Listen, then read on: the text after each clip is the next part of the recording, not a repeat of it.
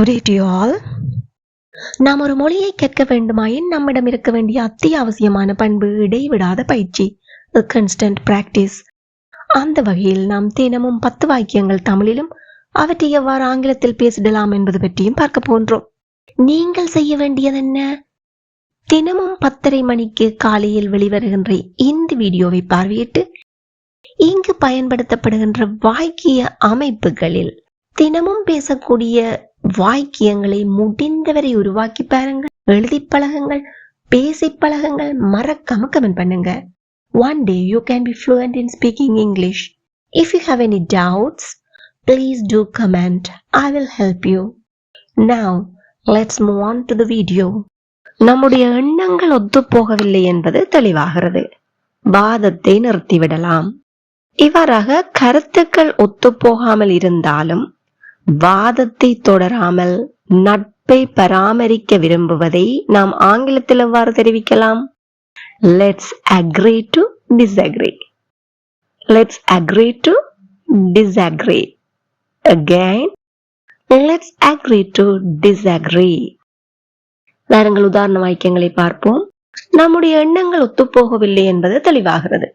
வாதத்தை நிறுத்திடலாம். It's clear we don't think alike. அதாவது ஒரே மாதிரி நாங்க சிந்திக்கல.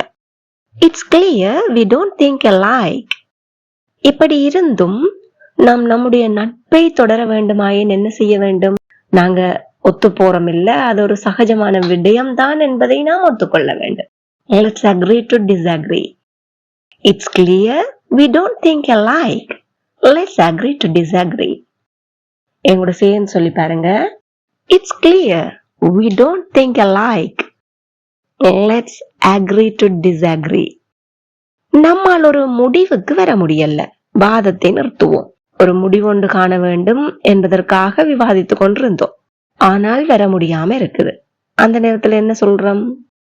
இப்ப நாங்க வாதத்தை நிறுத்தி கொள்வோம். ஏன்? வாதத்தை தொடர்ந்தோமானால் எங்களுடைய நட்பு முறிந்துவிடும். நம்மால் ஒரு முடிவுக்கு வர முடியல. இத நாங்க we are just going round in circles. We are just going around in circles. எப்படி சொல்லலாம்? We are just going around in circles. அதாவது வட்டத்துல சுத்தி சுத்தி வர மாதிரியே நிக்கிறோம், ஒரு முடிவு வரல. Let's agree to disagree. எல்லாரும் வாய் விட்டு சத்தமா சொல்லி பாருங்க.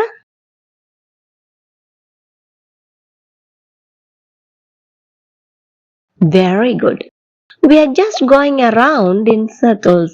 Let's agree to disagree. நாம் இருவரும் உணர்வு பூர்வமாக பேசுகிறோம், ஆனால் நம் பார்வை வேறுபடுகிறது.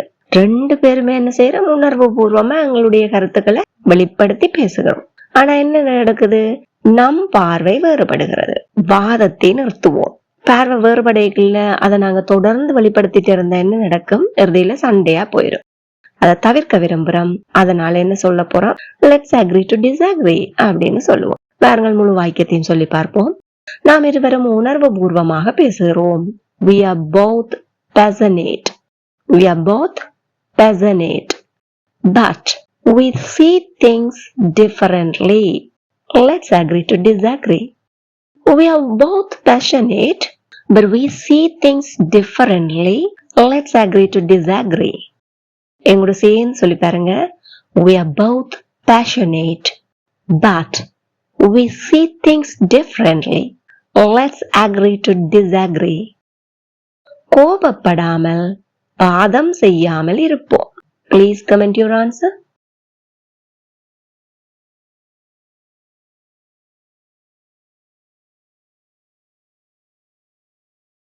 Well done. நாம் ஒருவரை ஒருவர் மாற்ற முடியாது, வாதத்தை விட்டுடலாம். Please comment it now.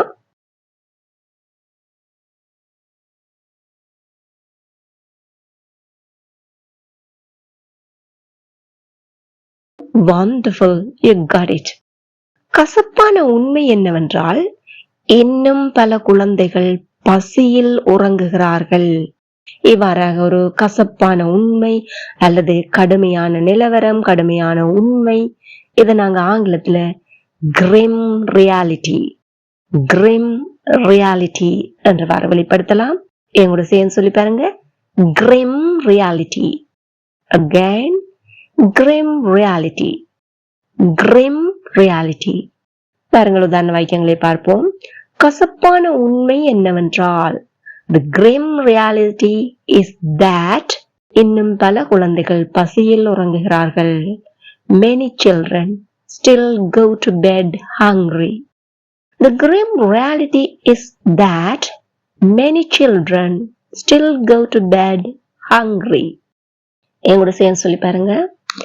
The grim reality is that many children still go to bed hungry.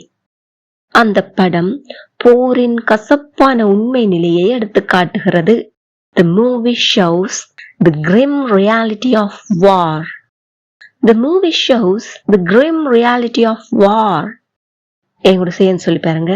The movie shows the grim reality of war. அவர்கள் கமராவுக்காக கசப்பான உண்மையை பின்னால் மறைத்து புன்னகைத்தார்கள். ஏதோ கவலை கஷ்டத்துல இருக்கிறாங்க, அந்த உண்மை தன்மையை என்ன செய்யறாங்க, மறைச்சிட்டு கமராக்க வேண்டிய புன்னகைக்கிறாங்க. அவர்கள் புன்னகைத்தார்கள். They smiled. எதற்காக? கமராவுக்காக. For the camera.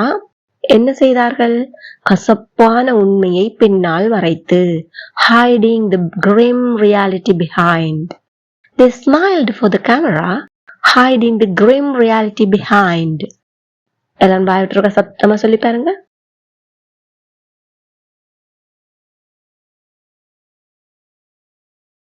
Great.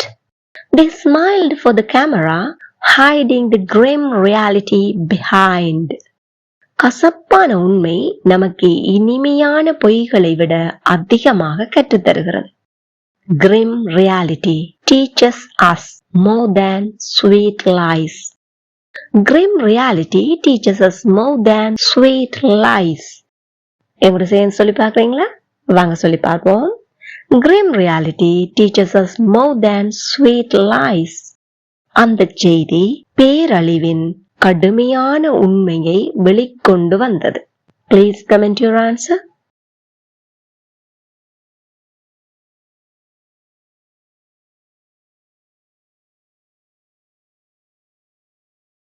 Wonderful. அந்த ஆவணப்படம் குழந்தை தொழிலாளர்களின் கசப்பான உண்மையை வெளிக்கொண்டு வந்தது. Comment it now.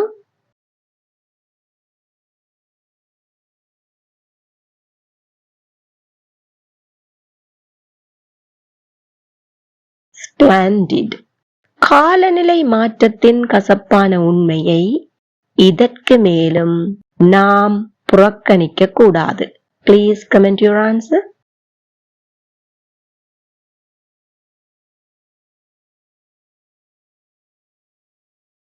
Great, you got it. நாம இயல்பாகவே வலியை தவிர்க்க அமைக்கப்பட்டுள்ளோம். அதாவது இயல்பாகவே அமைக்கப்பட்டிருத்தல். சில நேரத்துல நாங்க பேசிக்க சொல்லுவோம், அவனோட டிசைன் அப்படித்தான், அவங்களோட டிசைன் அப்படித்தான், பேச்சு வழக்குல பேசுவோம் இல்லையா? அதாவது ஏதாவது ஒரு விடயம் இயல்பாகவே நாம நினைச்சு செய்யாம இயல்பாகவே எங்களோடு கூட இருத்தல், நம்மளால் வெளிப்படுத்தப்படுதல், இவற்றையெல்லாம் நாங்கள் ஆங்கிலத்தில் தெரிவிக்க ஹார்ட் வயர். ஹார்ட் வயர் இரண்டு சொல் இணைந்தது போல் இருக்கிறது, ஆனால் இவை இடைவெளி விடாது எழுதப்பட வேண்டிய ஒரு சொல். Hard wire. Again, hard wire. இந்த ஹார்ட் வயர் என்பதை நாம் பெரும்பாலும் passive voiceல் பயன்படுத்துவோம். உதாரண வாக்கியங்களை பார்க்கும் போது உங்களுக்கு தெளிவான விளக்கம் கிடைத்துவிடும். நாம இயல்பாகவே வலியை தவிர்க்க அமைக்கப்பட்டுள்ளோம். நாம் அமைக்கப்பட்டுள்ளோம். Simple present tense, passive voice. We are hardwired to avoid pain. We are hardwired to avoid pain. எங்கூட சேர்ந்து சொல்லி பாருங்க. We are hardwired to avoid pain. அவன் தனது குடும்பத்தை பாதுகாக்கவே இயல்பாக அமைந்தவன்.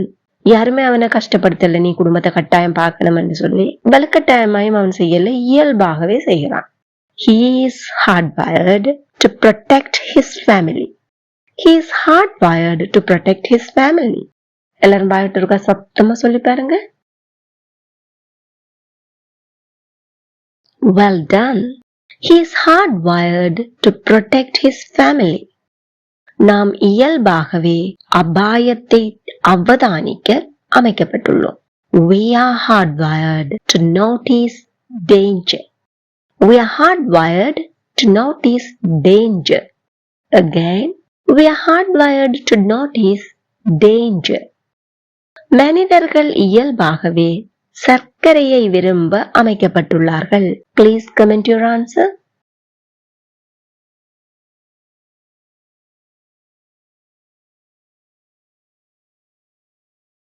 Well done. அவள் இயல்பாகவே போட்டியிட அமைக்கப்பட்டுள்ளார். எந்த விஷயத்தை எடுத்தாலும் போட்டி போடுறதுக்கண்டே அவள் அமைக்கப்பட்டிருக்கிறார். இயல்பாவே செய்வார்.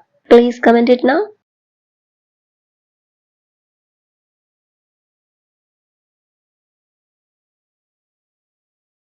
Wow, great. நம் மூளைகள் இயல்பாகவே முகங்களை இனங்காண வடிவமைக்கப்பட்டுள்ளன. Comment it now.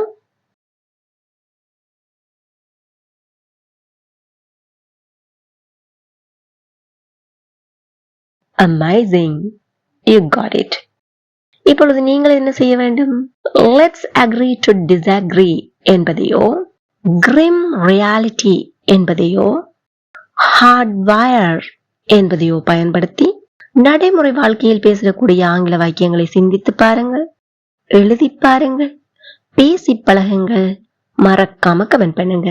Then it will be helpful for other viewers, and if you have any doubts or mistakes, definitely I will help you. இந்த வீடியோ உங்களுக்கு ரொம்பவே பயனுள்ளதாக இருந்திருக்கும் என நம்புகிறேன். மறக்காம ஒரு லைக் பண்ணிட்டு முடிந்தவரை அனைவருக்கும் ஷேர் பண்ணிக்கொள்ளுங்க. இதே போல மேலும் பல வீடியோக்களை பார்வையிட இந்த சேனலை இப்பவே சப்ஸ்கிரைப் பண்ணி அருகே உள்ள பெல் ஐக்கனையும் அழுத்தி கூடவே ஆல் என்கின்ற ஆப்ஷனையும் select பண்ணிக்கொள்ளுங்கள். Thank you for watching.